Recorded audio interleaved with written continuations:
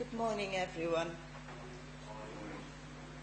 Could you please remain standing for prayers now by my chaplain, Reverend Robert Langton, before we start the meeting.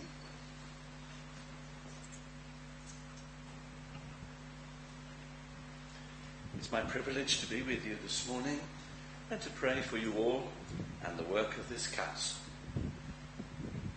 Some words first from St. Paul in the New Testament. Oh, the depth of the riches of the wisdom and knowledge of God. How unsearchable his judgments and his paths beyond tracing out. Let us pray. First, let us pray for our troubled world with so much tragic loss. Pray for the leaders of nations, for all in authority. We think of many places of conflict and hatred and terrorism. Pray for all refugees and for all who are suffering great loss and hardship, injury and persecution. Be with all who seek to relieve the needs of those who suffer. We pray for all who work for peace and reconciliation in our world. Make us channels of peace. And now a prayer for this council. Lord God, we give you thanks and praise for the freedom and safety in which we live, for peaceful homes, for justice and order in our society, for standards of truth and honor, and for all our rights and privileges. We pray for those whose work it is to maintain and extend these blessings, especially in this county borough, all who are given authority and responsibility among us in the work of the council, in administering the law, maintaining the peace, in education and the care of children, in planning and building, in providing both for work and for leisure. Direct and use their influence, that together we may build a community and neighborhood whose life does honor to your name. We especially pray also for the new Prime Minister and government in this time of great change. We pray for all who give their lives to serve in politics. Think of the leadership of the opposition at this time and the turmoil. We ask, Lord, that you will undertake and bring about a good result. We offer these and all our prayers through Jesus Christ our Lord. Amen. Please be seated.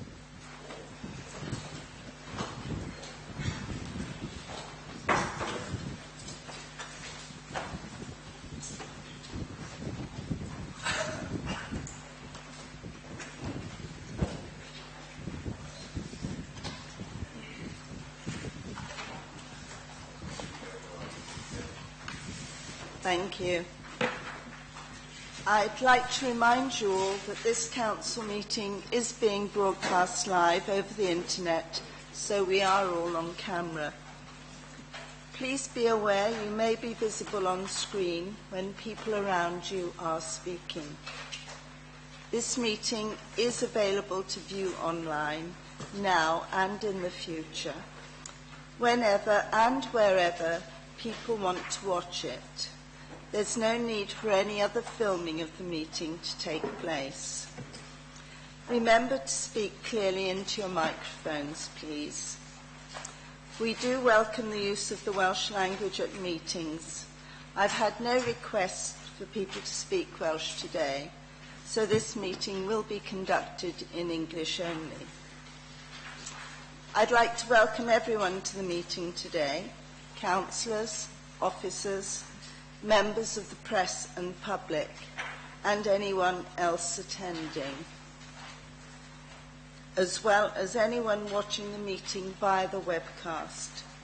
Please can you all ensure that your mobile phones and any other noisy devices you may have are put on silent. Should there be an emergency alarm, follow the green signs and go to the ground floor of the Civic car park. If we have any motions or amendments during the meeting, I will need them to be clear, please, before we go to the vote. Right, the attendance register is going round the room. Please can all members sign it and then pass it on. So we move to agenda item 2, apologies for absence. Richard, do you have a list, please? Yes, thank you, Madam Mayor. We do have apologies from Councillor Gwynaira Clark, Councillor Len Constance, Councillor Giles Davis, Councillor Alan Furzer, Councillor Liz Haynes, Councillor Keith James, Councillor John Marshall, Councillor Mandy Owen, Councillor Phil Seaborn, Councillor Barry Taylor, Councillor Colette Thomas, Councillor Wayne Tomlinson. Thank you. Members, are there any other apologies that you are aware of?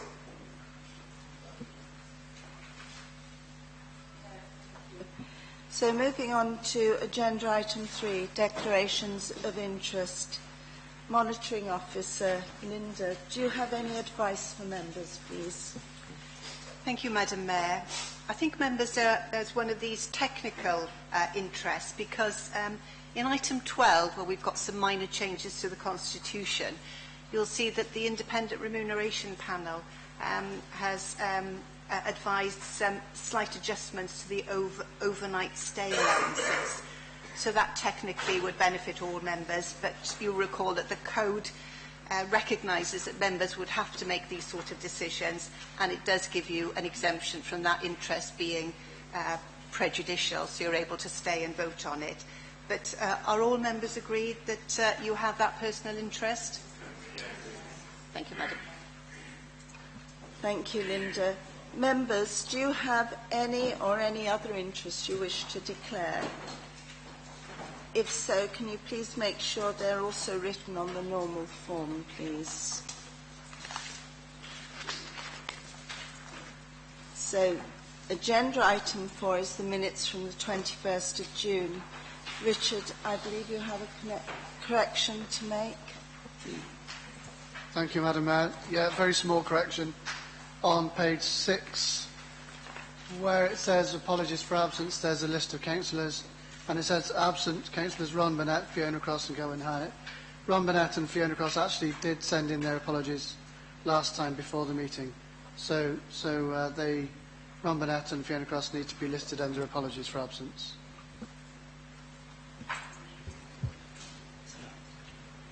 Councillor Jones. I gave my apologies as well, which wasn't noted, if you remember that.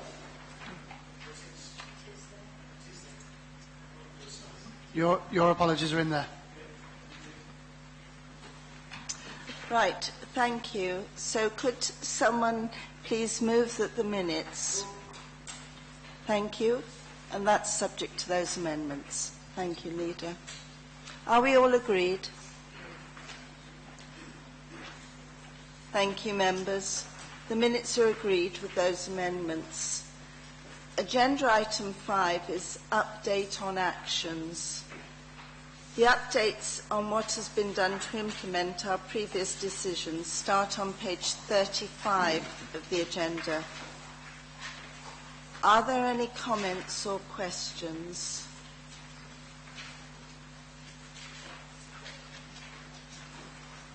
Is everyone happy to note the updates? Yes? Thank you, members. They are noted. Agenda item 6 is receipt of petitions. We've had no petitions submitted for today, so we're going to move straight on to the next item, which is 7, the public question time. Again, no public questions have been submitted for today, and so we move on to announcements, agenda item 8. Leader, do you have any announcements? I got one announcement, Madam Mayor. Madam Mayor, I wanted to let you know that sadly this will be Richard Quinnell's last council meeting as a Torvine employee, and he'll be leaving the authority on the 31st of July for pastures new. Richard has been with the council for 15 years, and during this time with us he's held a variety of positions in and around members' services and democratic service arena. His support to full council in particular has perhaps been where all members have been able to fully appreciate his dedication, knowledge and experience, and I'm sure members will join with me in wishing him well for the future. Well done, Richard.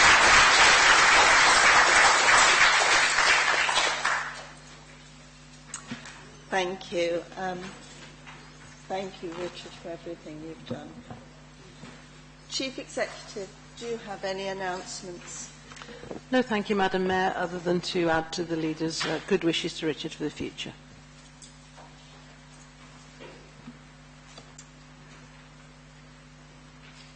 I believe that Councillor Burnett wishes to add to those comments.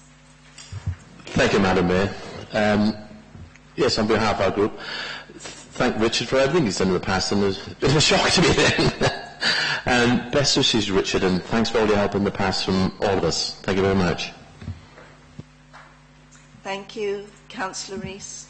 Yeah, on behalf of the Plaid Cymru Group, I'd like to thank you for all the invaluable work and advice you've given us over time. I don't think we could have functioned as a group as well without the impartial advice you've given us, and I'm sure that's the same for all the other councillors and all the other groups. With my Democratic Services hat on, as the chair of that committee, I'm very sorry to hear that you're leaving us.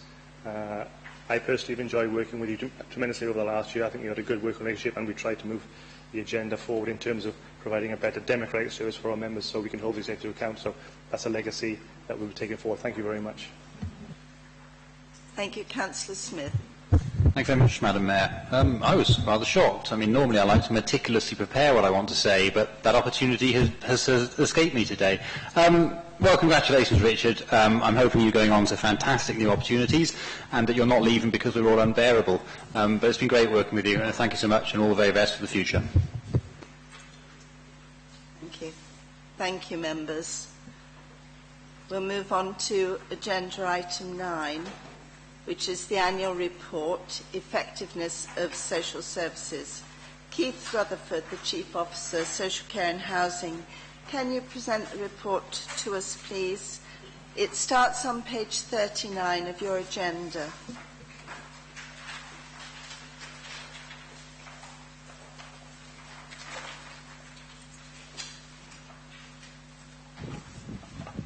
Morning, members. You'll recall that every year the Chief Officer is required to bring the annual report of the effectiveness of social care to Council. The report is then to be published in August. This is your opportunity to make comment on the report, which obviously was drafted by Sue Evans prior to her leaving the authority. I don't intend to go through the report in great detail, but rather to look at some of the key highlights and areas. And I'd start by saying that overall, I think performance has improved in many areas, but the challenge for us going forward is to maintain that improvement and seek further improvements. As a senior management team, we're committed to ensuring that ongoing demand and budget pressures do not place service users or staff at risk, and the challenge for us is to do more with less, exploring opportunities for collaboration and modernisation and the great use of technology. During the last year, the Regional Partnership Board was established, and this has overseen the implementation of the Social Services and Wellbeing Act. This Act provides a new focus on service transformation and changes our role to help citizens to help themselves rather than doing for them. However, we will maintain our focus on safeguarding both for adults and children. Unlike many authorities close by, we have a very stable workforce, and I think for that we should be very proud. This is despite high pressure and significant demand, the staff that come to Torvine tend to stay, and we really do need to bear that in mind and value them for what they do. Going forward, our support to carers remains a high priority, and I'm pleased to note that last year 94.2% of carers were offered an assessment, and that's an improvement on the year before of 89.7%. As ever, we had a number of complaints last year. 10 went to stage 1 and were all resolved at stage 1. 3 went to stage 2. 2 went direct to stage 2 because of the complexity, and 1 because we were required to do so by the Ombudsman. Turning more specifically to the service areas then, I think in terms of children and families, we've got to say that demand for service remains high. There's particular pressure in meeting the 20-week timetable for care proceedings, which has now been established. This has been achieved, and social workers work at a crazy pace to make sure that this does happen. It also requires us to commission a number of independent assessments, which puts further pressure on the Children's Services budget. The number of looked after children remains high, but we are confident that the children that we look after need to be looked after. Myself and colleagues regularly review these lists and go through particularly the children that are costing the authority a lot of money to see what else can be done. But I can assure members that those children are in the best placements for them at this point in time. The prevention and early intervention strategy is becoming more embedded, and I'm pleased to say that the number of children in need cases has reduced, and we remain optimistic that this will in turn reduce the looked after population.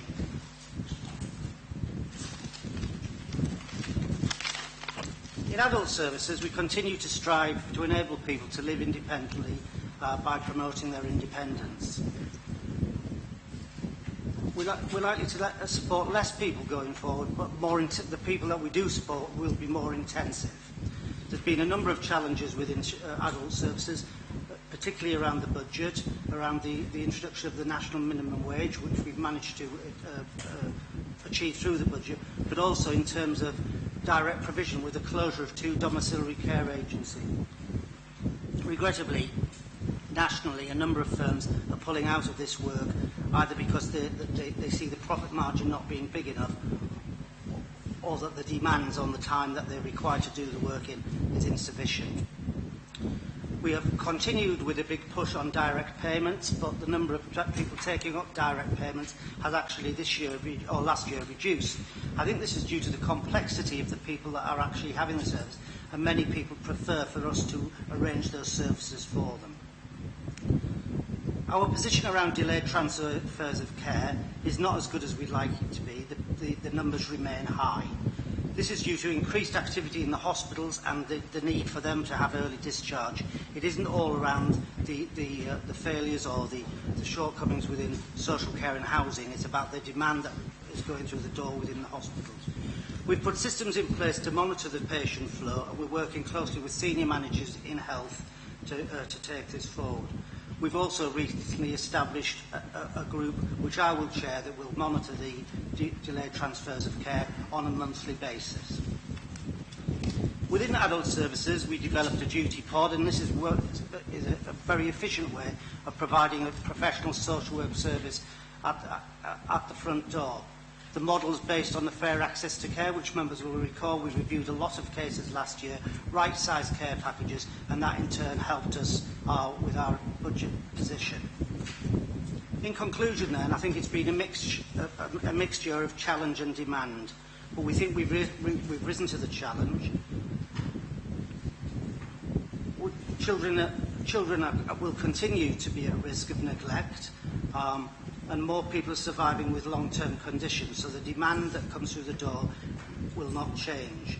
However, we have to recognise that we can't help everyone, and we have to target those most in need. I wasn't going to say anything further, but I'm willing to take any questions members may have.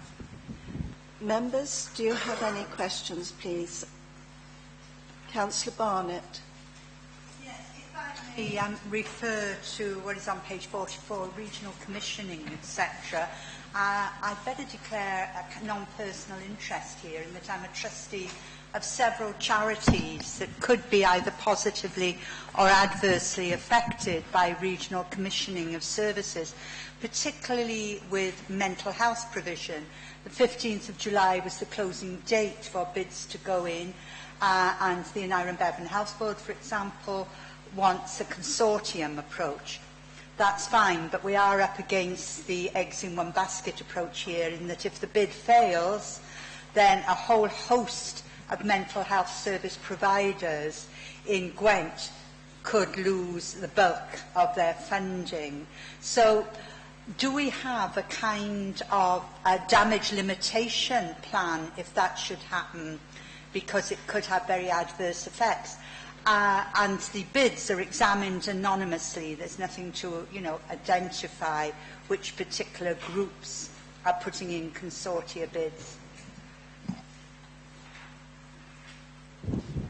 I think when the bids are examined, Councillor Barnett, the intention is that the localism element is an important element, and that we know we need to keep the third sector vibrant locally as well. So that would be a matter that would be taken into consideration. But where it's a direct tendering for a service, it's very difficult, to do that. But we are acutely aware, and the commissioning team are talking to the colleagues in the third sector about this all the time. I think you're referring to the Intermediate Care Fund, which is, a large amount of money that's been made available by Welsh Government. The intention being to enhance services rather than take services away. Councillor Rees next, and then Councillor Ashley. From memory, Keith, can you recall how many looked after children have gone on to university from Torfaen, let's say, in the last 10 years?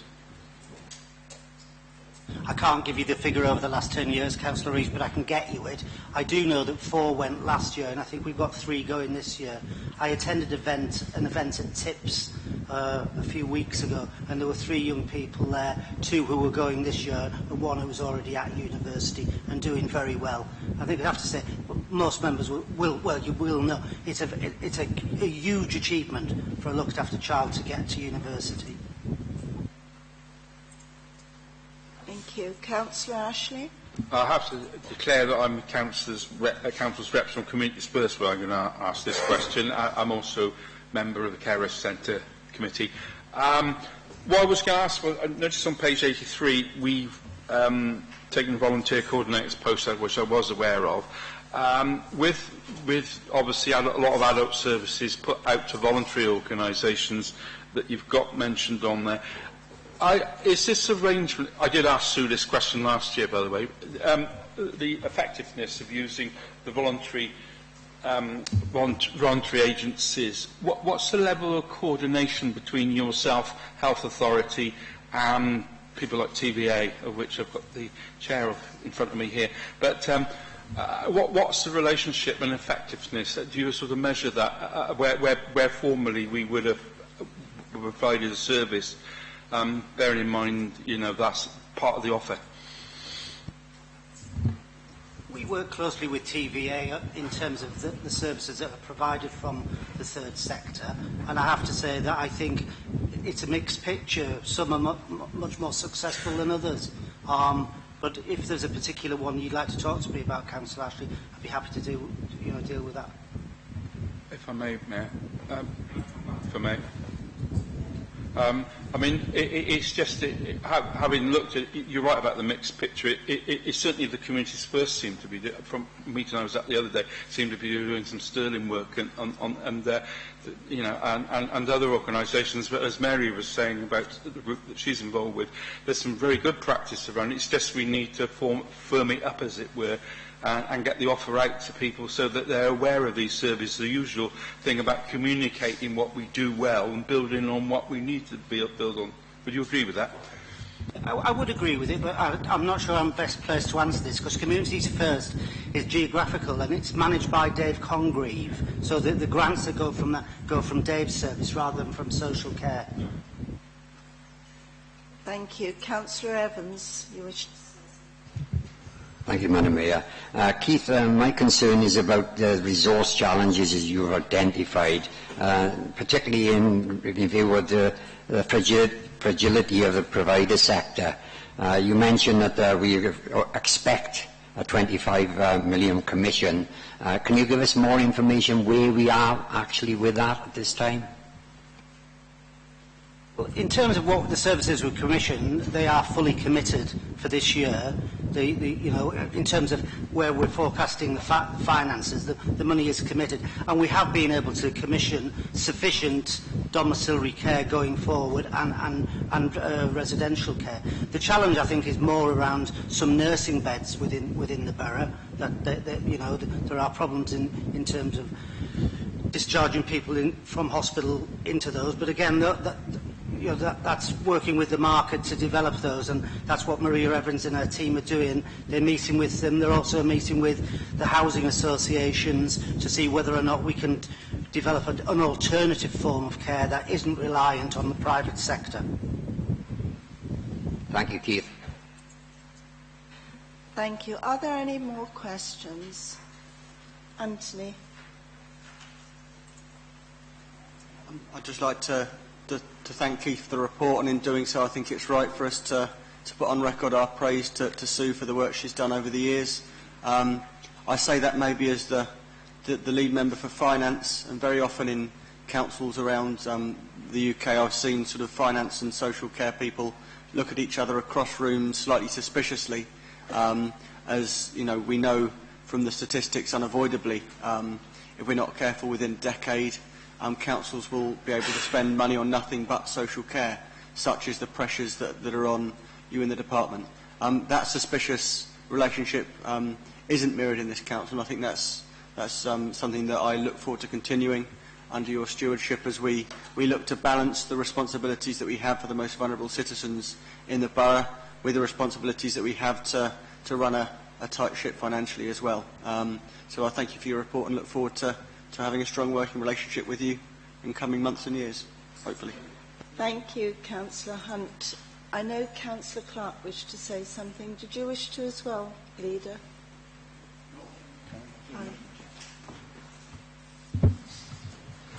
Thank you, Madam Mayor. Whilst acknowledging Sue's effort into this report, she's always taken it as a joint effort of all the heads of services, including Keith in his former role. So as well as thanking Sue, I'd like to thank all the senior management team in social care. I would like to formally welcome Keith to his role. I appreciate he's no stranger to us in the chamber with the various guises he's had for however long you've been on the council. But certainly the 2 weeks Keith's been in this acting role, the relationship between us is very promising for the future. I was met with him in his old role. I'm very well briefed, so I'm quite happy with what's going on in the department and how amazing our department works. There have been some questions today which have been answered. I would urge all members to take the opportunity to read this report. It is only a snapshot of the last year, but it will show you the wide and diverse area that social services works in and the challenges it faces on a daily basis. I can have Keith or Jill Prattlett on the phone or walk into my office and say, X nursing home is closing its door next week. We've got to find places for 12, 14, 16, 20 individuals. That's on top of the constant issues that they've got to deal with in their day-to-day work, and they manage admirably. I'm surprised some of them don't have nervous breakdowns, but they do manage admirably. I'd also, as well as thanking the officers, I do have to thank our partners. I take on board what you say about the third sector. I think we've got a very good working relationship with the other Gwent social services, and Iron Bevan University Health Board and the third sector. The partnership board that Keith was referring to earlier is a joint partnership. It's good to see the third sector there, both Gavo and TVA, in the form of the Chief Officer and Councillor Brooks. So it proves we are a true pan-Gwent partnership where I think these matters are slowly going. I'd like to also thank Ray and his committee for holding up a glass to the work of, I don't mean drinking glass, I mean a observational glass. You might do a drinking one as well, I don't know. Toast us. But just to hold up a glass as a critical friend and going out there and doing the work you do, it is invaluable. I do appreciate your report, and obviously I reflect on those when we deliver the service. That was last year. Keith will be responsible with his team for doing next year's. You've listened to some of the challenges. Yes, we were protected financially. I welcome Anthony's remarks, and he's always had an open door when I've needed to go and speak to him on various issues, and he's been very supportive, as has Nigel. So we look forward to the challenges. With your support, we will deal with those challenges. It's not going to be easy, but I'm sure together we'll get through it. Thank you. The recommendation is on page 40 of your agenda. We are asked to note the content of the report and support its publication. May I have a show of hands, please?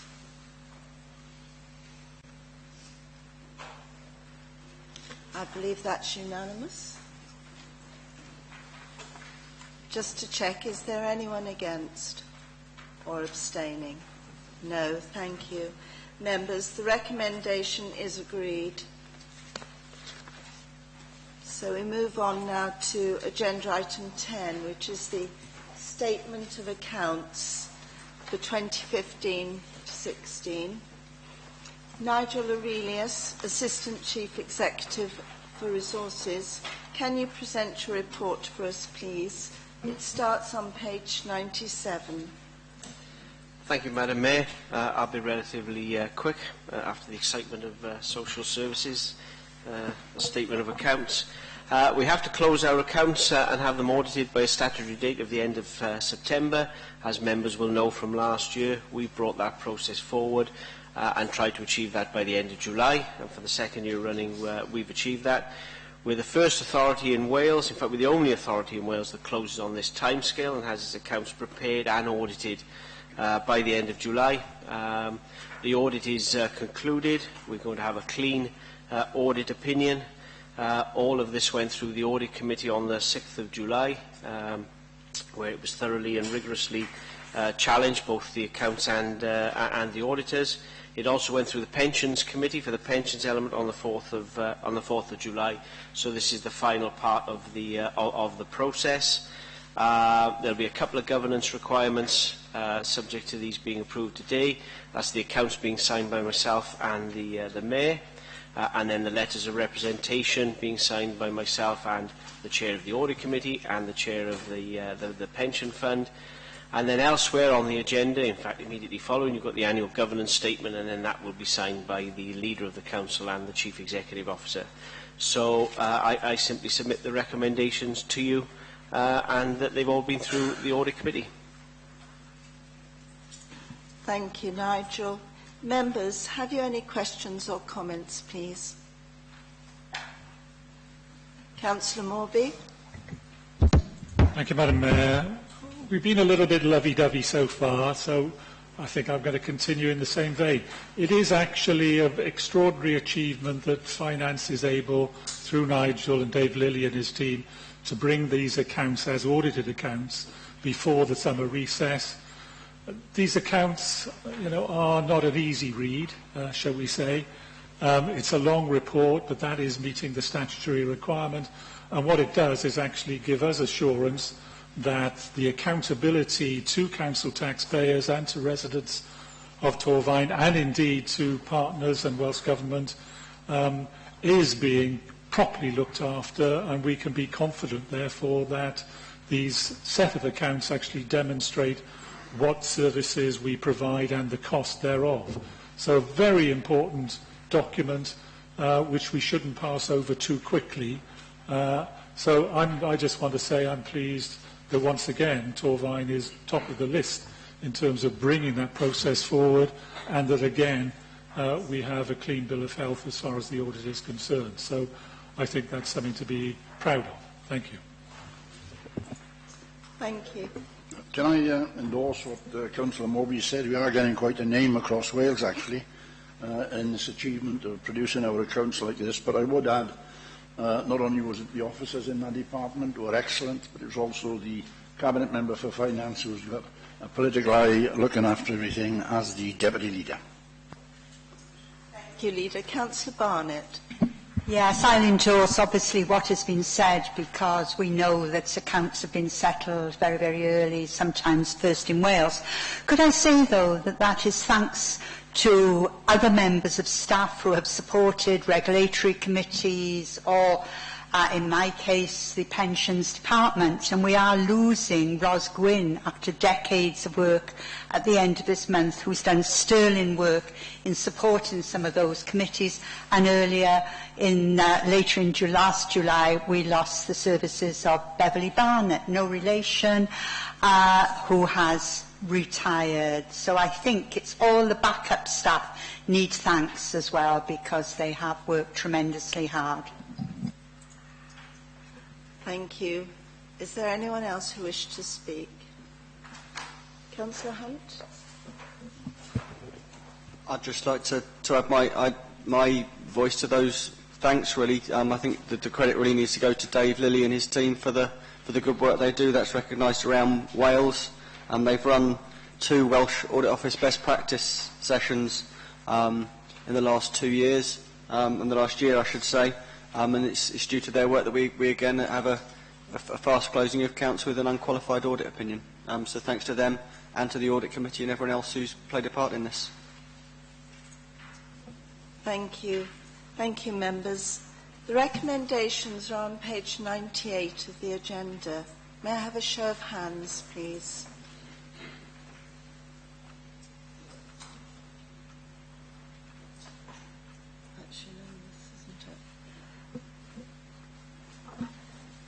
Thank you, members. The recommendations are agreed unanimously. We move on now to the annual governance statement. Linda Willis, Chief Legal Officer and Monitoring Officer, could you present this report for us, please? It starts on page 217. Thank you, Madam Mayor. As Nigel mentioned, the annual governance statement, which this report brings to you, is part of the closure of accounts, and members will be aware annually of its contents, which is that it is an overview of all the processes and businesses that we carry out. The way that we try and knit together all those functions and work, and if anyone has any doubt as to how much goes on and how complicated it is, I think it's one document that does draw together much of that.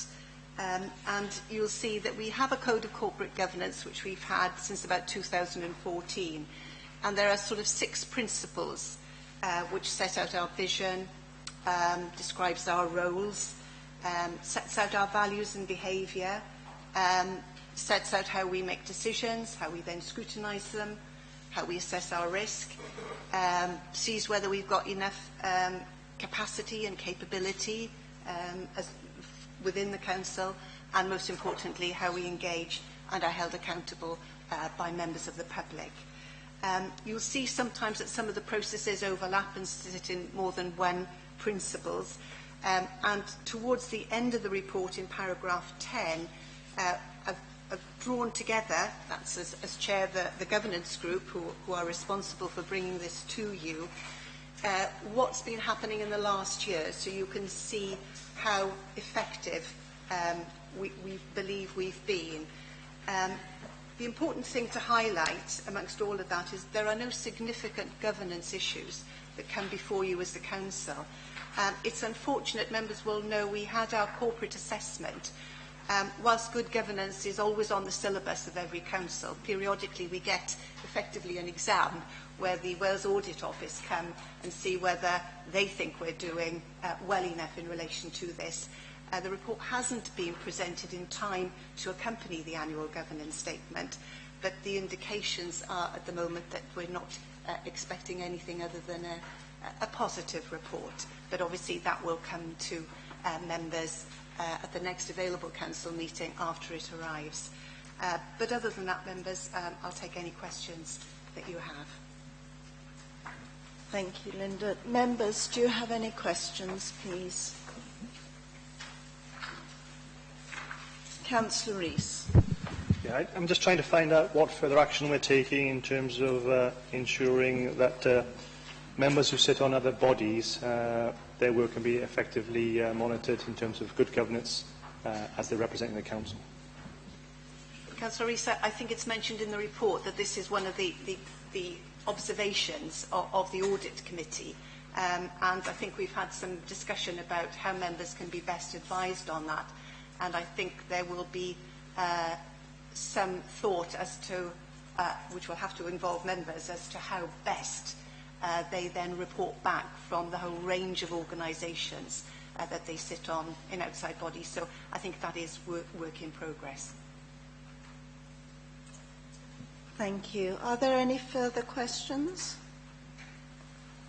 No. On that basis, the recommendation is on page 218 of the agenda, and we are asked to approve the annual governance statement. May I have a show of hands, please?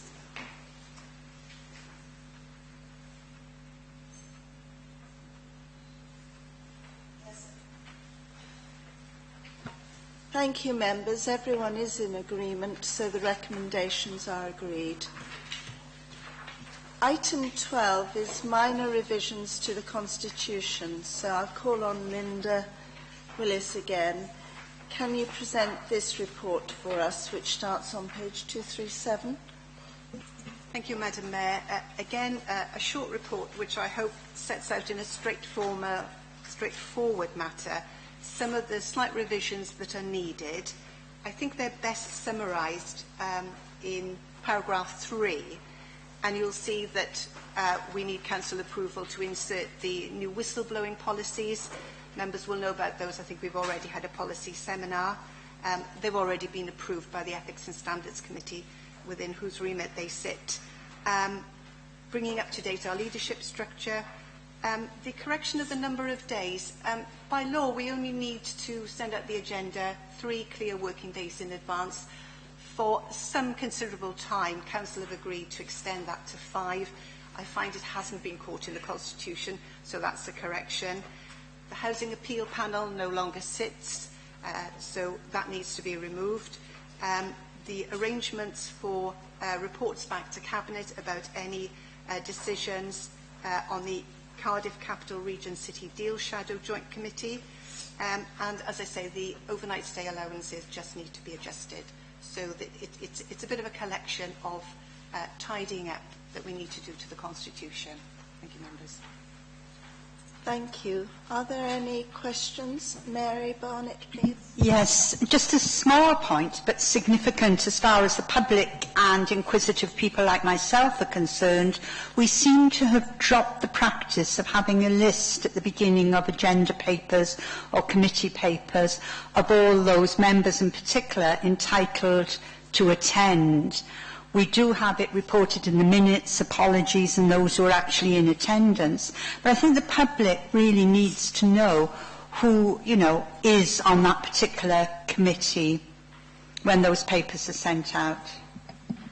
I don't think that's a revision within the Constitution that's needed, Councillor Barnett, but if we pick up your point later on and separately respond to you and all members regarding that, if we could deal with it that way. Because under 411(1 it does mention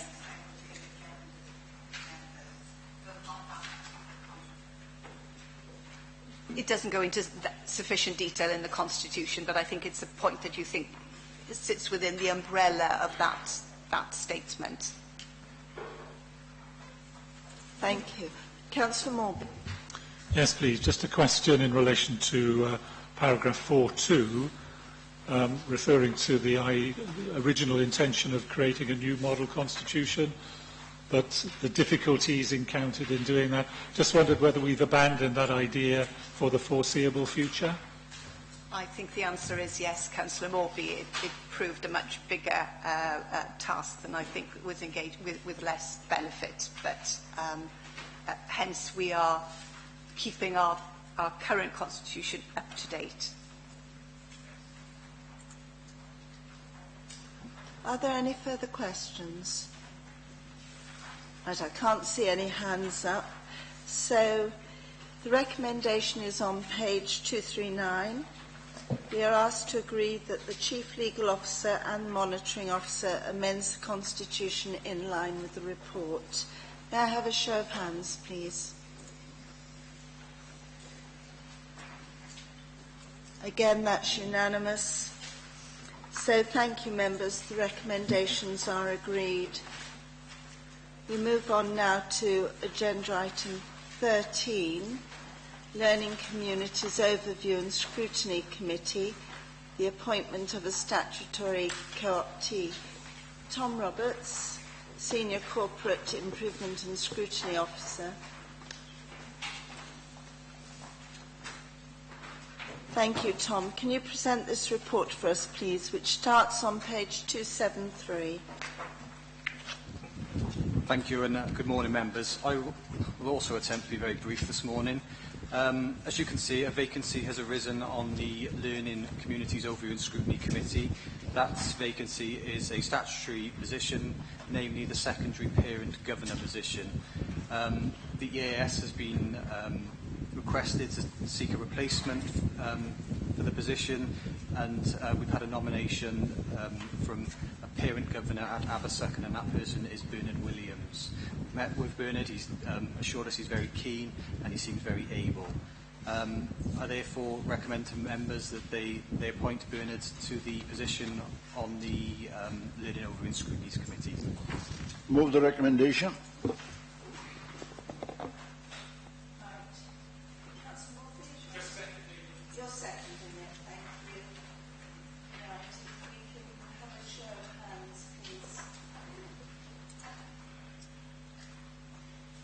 Everyone has agreed that, so thank you. The recommendation's agreed. It's motions on notice next. Agenda item 14. Councillor Bevan, can you move and explain your first motion for us, please, as shown on page 275? Yes, thank you, Madam Mayor. This is a motion with regards to the tree policy that the council has in place.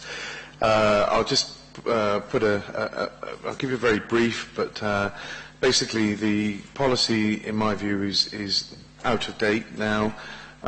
It's not comprehensive enough. There are a number of grey areas or omissions. For example, it doesn't stipulate about trees covered by tree preservation orders.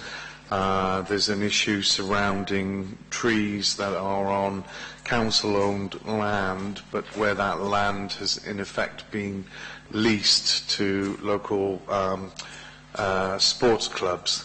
So the executive member is aware of this from a meeting that myself and another councillor attended. So hopefully this is not going to come as a great surprise. But my motion essentially is that the council requests that Cabinet or the appropriate decision maker under the scheme of delegation reviews and or revises the council's tree policy, which would also include those trees which are subject to a tree preservation order. Thank you, Madam Mayor. Is this motion seconded? I'll second that, Madam Mayor. Thank you. Question, please, on this, because just a moment, Councillor Ashley. Are you quite clear that if you are asking a question, it can't be related to officer information, as this is a motion from a councillor? It was on the fact of tree preservation orders which cover trees on all people's land, not just council land. I'm in support of the motion. It's just the fact that where you've got a TPO, it can be on anybody's land. So that's point of information. Yeah. That was the point, because I mean I support what Hugh's saying, but the thing is that in it's whether our tree policy covers if you put the TPO, it's whether it's on council land and whether our policy just covers council land or land, you know, like Bronavon or where, because we've discussed this in scrutiny.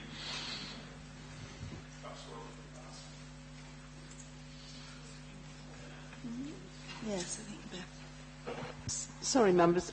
I think we had this issue last council with Councillor Harris's motion. If this is a member motion, it's not an officer report, so officers can't answer questions. So unless the member who's put the motion can answer the question, then I think, or the executive member, then it just has to hang in the air as part of the debate. Councillor Bevan. Yes, thank you, Madam Mayor. The executive member hopefully can correct me if I'm wrong, but this is part of the rationale for putting the motion forward, really, is to get clarification on the council's policy with regards to trees that are covered by tree preservation orders. The information I had back from the head of planning was that the policy only related to trees on council-owned land. Obviously, Bronavon have got their own separate policy for dealing with trees, but it was to try and get clarification in the policy going forwards.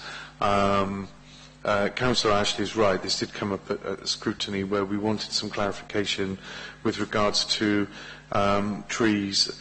Whether sports clubs have leased the ground, and Duncan Smith, head of planning, has now said that essentially what's going to happen is that those sports clubs will be contacted to have an asset review undertaken on the trees on those surrounding those sports pitches, and any remedial works that would be required could be undertaken by the council, but they would be billed to that organisation.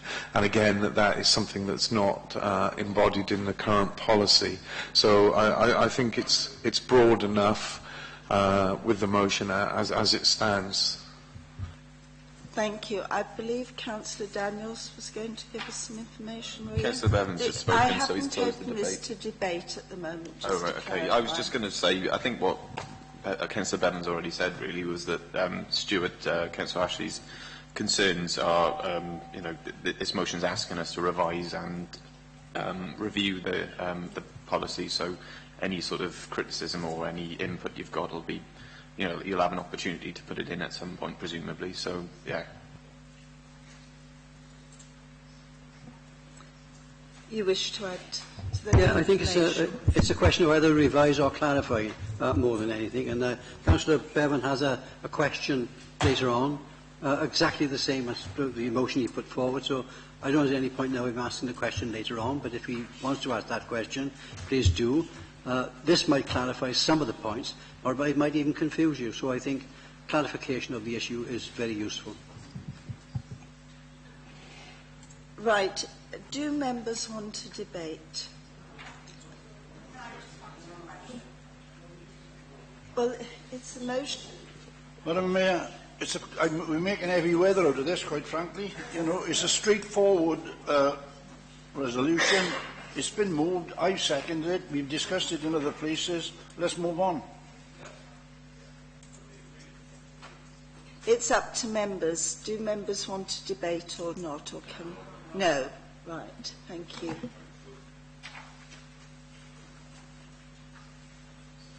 So, Councillor Bevan, if you'd like to sum up now.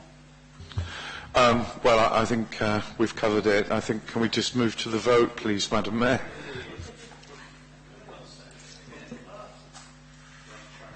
Members, could you please, by show of hands, show whether you are for initially?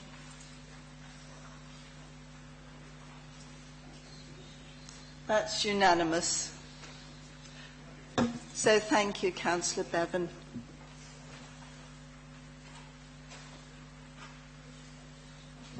We're moving on now to agenda item 15.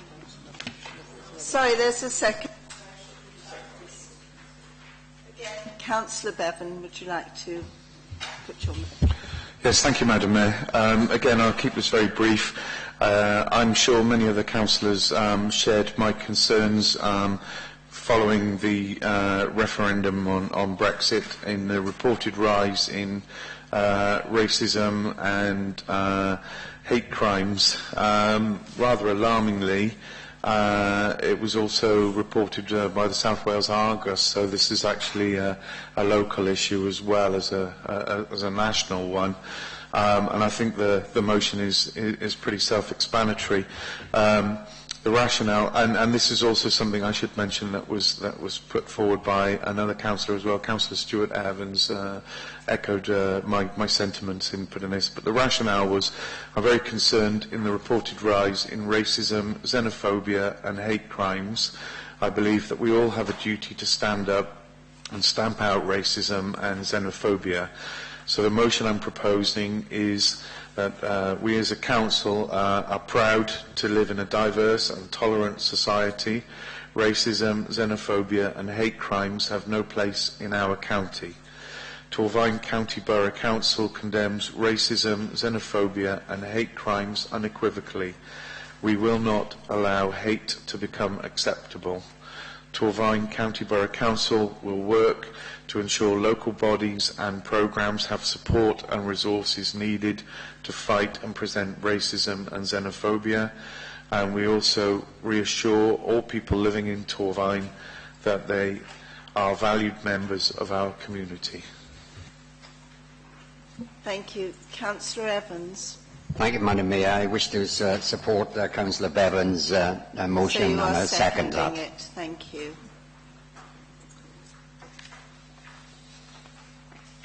Members, do you wish to have a debate? If I could ask for Councillor Bevan and for clarity in regarding the motion, under the second line it says have no place in our country, but when he spoke, if you like, he used the word county. Which is it, please, Councillor Bevan? Oh, apologies, that seems to be a typo. I did mean county. Is everyone happy with that? Right. Is anyone wishing to debate it, or the I want to make a comment on it, and I want to congratulate the opposition for bringing forward what I consider to be an excellent resolution. It's got the support of the majority party, but it's very pleasing to know that the other parties in Torfaen, who's part of this council, accept this resolution, and I congratulate you on putting it forward. Thank you, Leader. Are you happy to move now to a vote, everyone? Right. Will you please raise your hands if you're in agreement with this motion?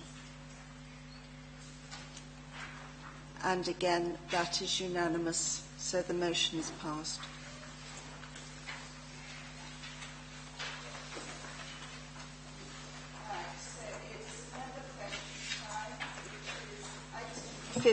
Item 15, and there are a number of questions on the sheets of papers.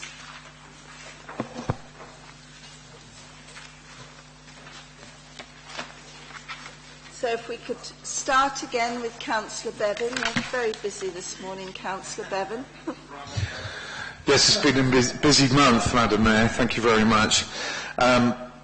Yes, this question is for Councillor John Cunningham, and I do feel the need to ask it, although we've proposed a motion for revision of this particular policy, and I've got a particular case in mind that the executive member will be fully aware of the circumstances because we've met. But I want clarity surrounding this, please. Why is it when Torfaen's tree policy itself makes no specific reference to trees covered by tree preservation orders deemed necessary to obtain planning consent before urgent remedial works can be undertaken? Where it is deemed necessary as a matter of urgent safety, surely common sense dictates that remedial works should be undertaken first and then any planning consent granted retrospectively.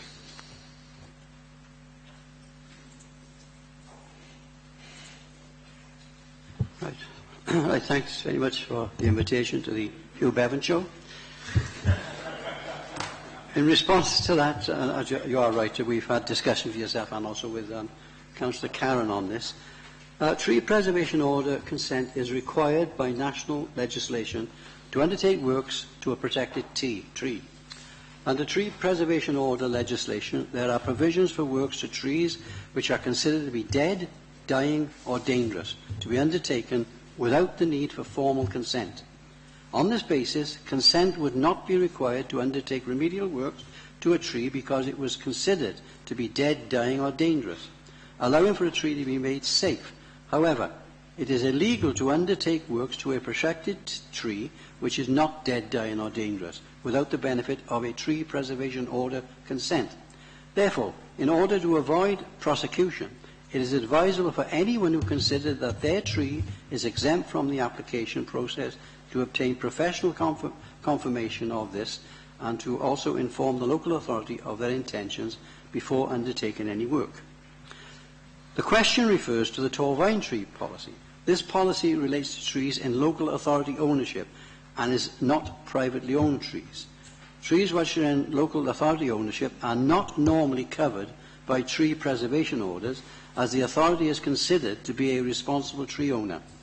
Where the local authority's trees are protected, they fall under the same legislative requirements as privately owned protected trees. Now, if there is still a lack of clarity on this, I'm sure it will be picked up in your motion earlier. Yes, thank you. Am I permitted to ask a supplementary question on that, please, Madam Mayor? Councillor Cunningham will be aware of this particular example that I have in mind, where the tree is on private property, but is covered by a tree preservation order. In the residents' opinion, and also they were told by the I'm sorry, I struggle to say this, the arboriculturalist, that the tree was considered to be diseased and dying and represented a danger. So that is covered by the legislation that the executive member has referred to. Sorry, can I just cut across you? You've given us some background which perhaps isn't necessarily relevant. Can you give us the direct question? Yes, I was just coming to that. The direct question is, what is the correct process then for ensuring that an application is dealt with via the emergency process rather than going through a planning process? Yeah, well, I think we've dealt with that in our discussions we had earlier in the month, that as long as the owner of the tree gets expert advice to say that that tree is dead, dying or dangerous, then they are permitted to carry on and do remedial work. But they still have to inform the department if it's registered. So they are permitted to do it. I think we've cleared that, I think, because we had two different issues. We had your issue, which is a private one, and we had another councillor which is on land, which is, I think it might have been council. But your particular issue is quite clear, I think. They did engage an agricultural engineer who did go along, did identify there was an issue, and provided they can certify that, then the work can be carried out. Thank you. Councillor Kemp. Thank you, Madam Mayor. My question is, the School Standards and Framework Act 1998 provides parents with the opportunity to appeal against the admissions decision of a local authority. However, in relationship to the foundation phase and in accordance with the Welsh Government's infant class size initiative, an appeal can only be upheld if the appeal panel is satisfied that either A, the decision is not one in which a reasonable admission authority would have made in the circumstances of the case, and or B, the child would have been offered a place if the admission arrangements had been properly implemented. With the knowledge that Torfaen County Borough Council follows and adheres to strict laid-down procedures, and that parents are advised by way of a letter that they can only submit refused admission appeals on the grounds of either or both A or B, how many parents have successfully won their admissions appeals, and what has their successful appeals been based on? Thank you. Well, the swift answer to the question, Councillor Kemp, is 4. but having regard to the obviously detailed question and the research behind it, I'd like to put that into some kind of context as well. Since September 2015 to date, there have been 21 instances where parents have exercised their right to appeal the decision of the admissions authority, and 4 of these have been upheld. I can confirm that none of the 4 concerned were upheld because of the admissions authority failure to administer the process appropriately. Rather, the 4 appeals were upheld due to the families concerned presenting exceptional and extenuating circumstances to the independent appeals panel. Given the small number of cases, the very personal information involved, and the very real possibility that the children or families concerned might very well be easily identified, I can't release the individual reasons at this instance. I have a supplementary, Madam Mayor. Fine, go. It is likely that it would only be the most determined of parents who would appeal against the unsuccessful foundation phase admission. In order to be fairer, is it time for Torfaen County Borough Council to review and revise its schools admissions procedures and the information given to its parents? Councillor York. Yeah. Certainly we'll look into that, as we do with most of our procedures. They're reviewed from time to time. But I must say that in the instance of appeals particularly, there is a sense where the Independent Appeals Panel have primacy over decisions that we take, and sometimes decisions that they take through appeals run counter to what we believe is the right and proper way forward, having regard to our policies. But I take on board your suggestion, and as I said earlier on, we will consider that as we do consider most of our protocols, and in that sense. Okay. Thank you both. Councillor Rees, I believe you also have a question for Councillor Yole. That's right. Does the executive member agree that the council should start a campaign aimed at parents and carers to raise their aspirations for their children's educational outcomes? No. But again, I'll set that into context. I don't think it's necessary, and that's because over the last 3 years, the Council has been working closely with our partners and head teachers in particular to raise the aspirations of everyone involved in the education of our children, and I believe that thus far this is proven to be quite successful. For example, we've seen more than a 10% improvement in the Level 2 Plus indicator. We've seen significant improvement in the quality of teacher assessment and a corresponding improvement in outcomes for learners in primary schools. Also, our attendance figures continue to compare well with other local authorities. These improvements reflect both the increased expectations of our families and indeed the support we enjoy from them. While these improvements are welcome, we know we have more to do. For example, together with our head teachers, we're continuing to look at how schools can reach out to parents even more effectively than they currently do, to become more person-centred and inclusive. And this is an integral part of our work with schools. Also, we think we have more work to do in capturing parents' views about what they think would help them to become more involved in the life of schools and their children's education. And this is something officers will be working with head teachers to progress in the new school year. Therefore, I don't think that a standalone campaign to raise aspirations is necessary at this time. And on reflection, I don't think it's all that helpful either, because it could very well interfere with the current programme that we're pursuing.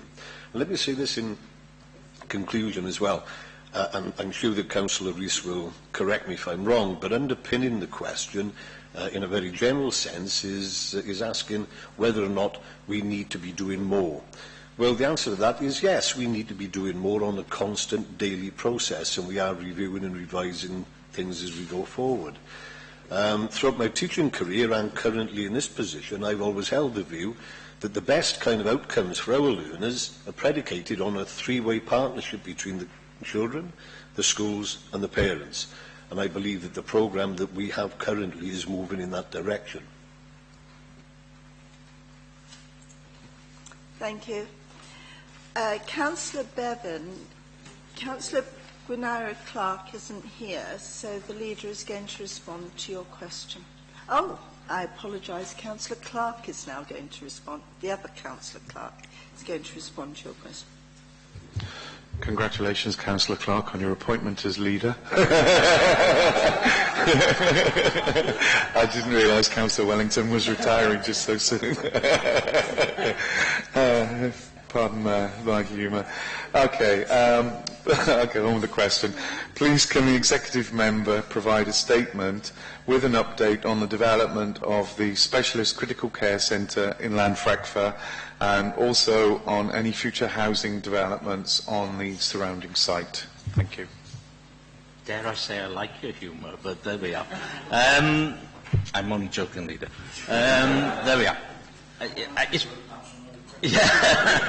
It's probably more appropriate because I have got the health portfolio that I deal with part of this, and perhaps it should have been a double act in any respect. But in terms of the outline planning permission for the SCCC was granted in November 2012. The detailed reserved matters that followed that for the hospital was approved on or about May 2015, and the majority of those conditions which were attached to both approvals have been discharged, but some are still outstanding. Clearance works have been carried out on the site, including the demolition of some of the buildings, but construction of the SCCC is yet to commence. For the housing proposals, recent contacts with the project director has advised us that the focus of the Health Board at the moment is quite naturally the development of the SCCC. That was part of the housing land availability study that's recently been done.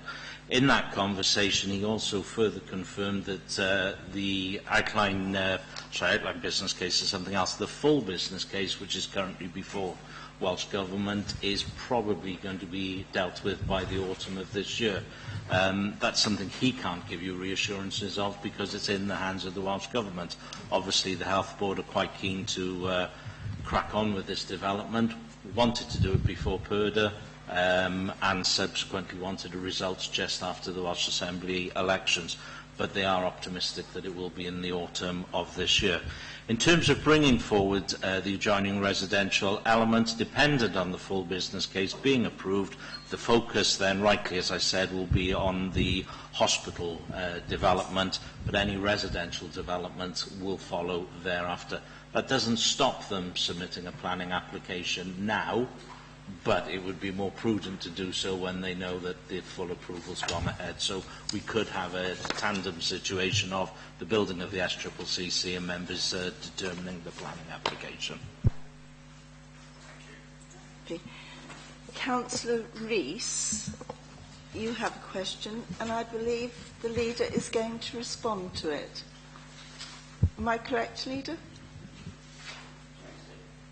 Shall I ask it first? Fine. Do ask the question. I just didn't want to find I was pointing to the wrong person. Right. Now that we know that the British Government has refused to pledge the same level of EU funding that Wales received today post-Brit exit, and as Torfaen is one of the biggest recipients of EU funding, as a matter of urgency, will he, the leader, form a task and finish group whose mission will be to provide a mitigating plan for the decrease in funding for the local economy and the implications of Brit exit completed by the end of September? Thank you for that question, Councillor Rees. I can pledge to Councillor Rees that we'll do everything in our power to deal with any loss of funding and any other economic consequences of Brexit. I agree with the assertion in his question that any failure to deliver the same level of funding for Wales will be a betrayal of the promises made to the people by prominent Leave politicians in the run-up to the vote. However, we have to deal with the situation we now face and do our utmost to protect the local economy and our communities. I therefore agree with the need to set up a mechanism, and the principles of having local business and voluntary sector is a good one. However, I don't think we should set an arbitrary deadline for any decisions.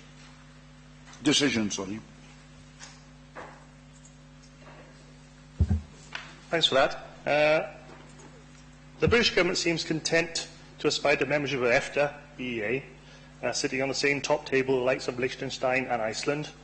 And we simply can't wait for the Labour Government to get its act together to help grow Wales' export markets, because we're an export-driven economy. Torfaen needs to be proactive and work together with the leaders of the local business and agricultural communities to find out what their aspirations are and make sure the Labour government knows what Torfaen wants from Brexit. So I think we do need to move on. I accept it may be difficult to do a task and finish group within the time frame I've suggested earlier on. What I'm simply going to ask for is then, therefore, can these leaders be invited to participate in the seminar on Brexit, which I believe is coming in September at the Council? I certainly wouldn't be opposed to have a seminar when we got more information in terms of where we are, but the national government don't know where we are. Never mind about the Welsh Assembly.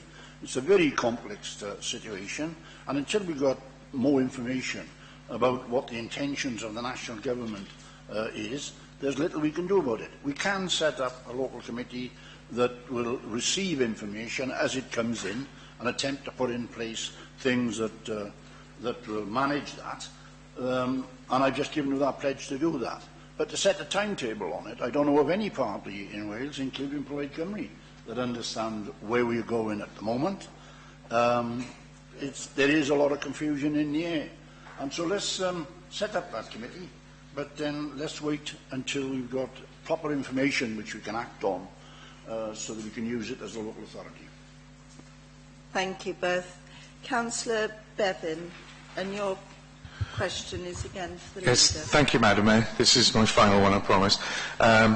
Please can the leader give members an update on the Minister's plans for local government reorganisation in Wales and details of any proposed boundary changes to wards in Torfaen? Thank you for that question. The new Cabinet Secretary for Finance and Local Government has had a series of meetings around Wales with the local authority leaders and Chief Executive. He's been here and we've had discussions with him to discuss the way forward with regards to the proposal for local government reform. Following those meetings, he has issued a statement confirming that he will not progress with the local government bill in the first year of the new National Assembly. Whilst there are parts of the bill that is general agreement on, such as the creation of a general powers of competence, there are other parts that require a lot more discussion, and the Cabinet Secretary has indicated that he will reflect on this during the recess and start a period of extensive engagements during the autumn with a view to achieving a consensus on the way forward. It is likely that a new bill will be formally consulted on after May 2017 local government elections. The Council has very recently been notified by the Boundary Commission that there will be boundary changes to wards before 2017 election in order to achieve a more even distribution of electors between wards. Following announcement from the Cabinet Secretary, I do not anticipate that there will be any changes to reduce the number of councillors in Torfaen or anywhere else in Wales prior to next May. We did have an indication, I'll add a little bit to this, we did have an indication that they wanted to do a bit of a tidying up exercise because the review, I think it's 50% of the review across Wales had been achieved, and the initial thoughts of the new Secretary was that they would want to tidy up by implementing those, and that did have consequences for a reduction in councillors in Torfaen. However, we've had confirmation that that is now not the case, so there will be minor boundary changes.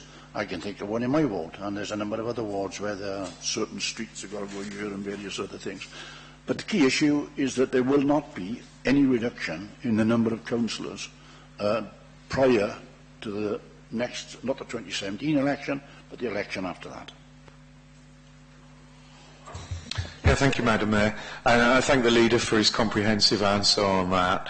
I would just, as a supplementary, once these changes, the boundary changes are fully specified, could he please pass that information on to members?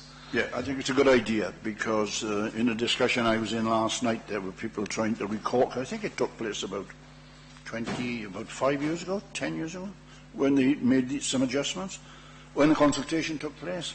And there were members that brought forward issues in their own wards where different streets would be better there or better here. And so I think what we need to do is to go back to that, find out that information, and then supply all members with that information. And can we have that as quickly as we can? Thank you, members. We'll move on now to the date of the next meeting, which is scheduled for Tuesday, the 20th of September 2016 at 10 a.m. here in the Council Chamber. Agenda item 17 is Cabinet decisions for the 12th of May. These start on page 277 of the agenda.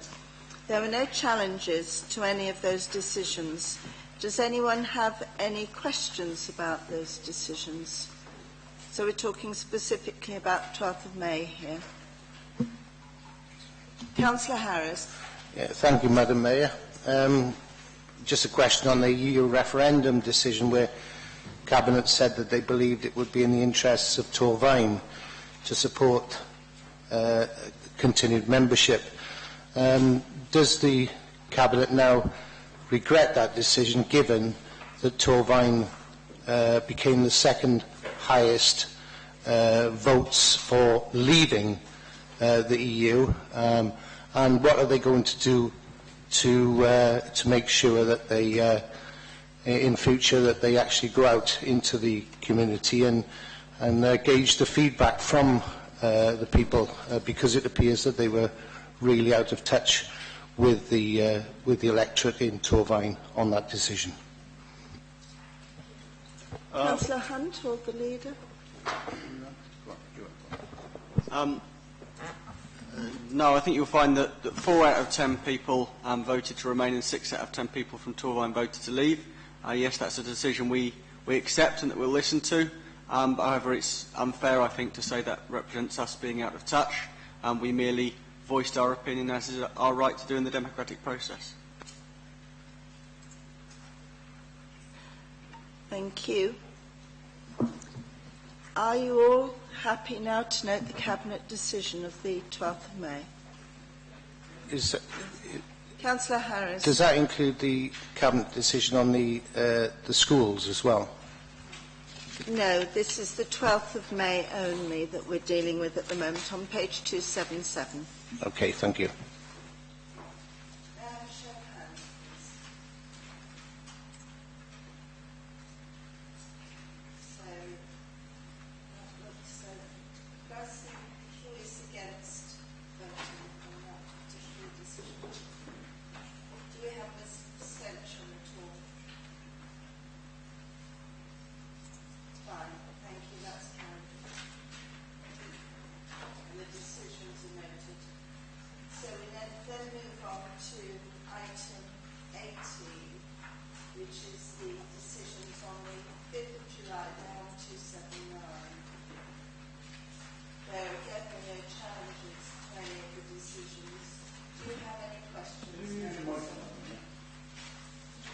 Leader, sorry? Oh, I'm sorry. Just to repeat, I'll have to get used to this. I can see it in my mind's eye when I go to sleep, which button to press. So we're looking at the 5th of July, and that's page 279. Again, there were no challenges to any of those decisions, but do members have any questions? So, are you all okay to note the Cabinet decisions? Right, thank you, members. These decisions are noted. We move on then to item 19, and they're the Cabinet decisions of the 12th of July, which are in front of you on a sheet of paper. I trust you've all seen them. There were no challenges to any of those decisions. Councillor Harris, I believe you wish to say something. Thank you, Madam Mayor. Yeah, the decision made by Cabinet to close the schools Abersychan, Cumfordale, Garnteg and Victoria, in the decision it says that subject to the conclusion of ongoing legal proceedings, and then gave the specific dates for the closure. But my concern is that if you're leaving it for the conclusion of ongoing legal proceedings, that could include It could include appeals, and if so, with the legal procedures we know can be very lengthy and protracted, and could actually pass the dates that are set in stone there. Is it possibility then that if it does go on and the legal proceedings are protracted enough, that the dates that are laid out in this decision would shift to the right until, as it says, conclusion of ongoing legal decisions? Bring David Yole in on this one, Madam Mayor. Well, and also the legal advisor, I think, would be helpful. Perhaps, should you go first?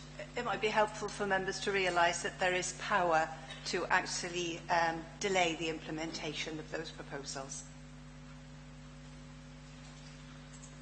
That effectively answers the question. The legal proceeding that Councillor Harris refers to is taking place this Friday. We had to take a decision on the 12th of July before a close-down date of the 21st, which is Thursday. At that time, we didn't know that the oral hearing was on Friday the 22nd, not that it would have made any difference, because one day could be 1 week, 1 month, or whatever. We had to be sure that a decision was taken in the affirmative prior to the 21st. As the monitoring officer suggested, there is provision within the procedures to defer, and I think that it would be the sensible thing to do to wait until the outcome of Friday's oral hearing. Members, are you happy with that response now? Are there any further questions? Right, are you all okay to note the Cabinet decisions in that case? Right, thank you, members. These decisions are noted. And that is the end of the Council meeting. Thank you all for your attendance and contributions. Members, can I remind you, if you haven't already done so, to sign the attendance register and the personal interest form. Thank you very much.